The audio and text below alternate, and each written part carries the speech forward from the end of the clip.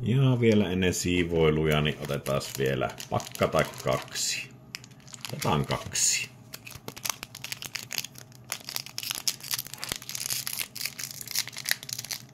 Ja sieltä lähtee auki ihan juuri näillä näpyttimillä tämän päivän 3. pakka.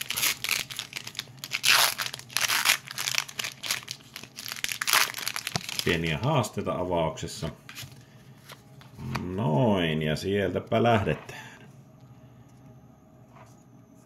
Lehtienergiaa.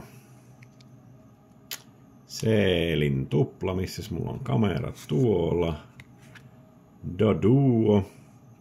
Dodrio oli itse asiassa joku 10-15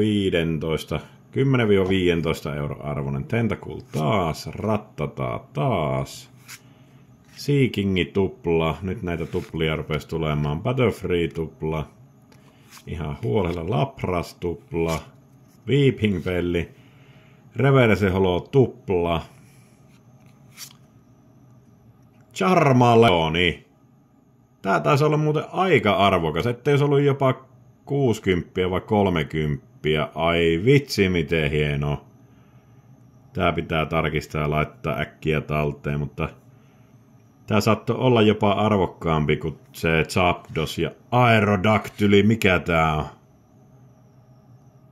Aivan älyttömän hieno. Vitsi kun ei näy varmaan tässä valotuksessa, mutta tää on sikaa siisti tää kuvitus.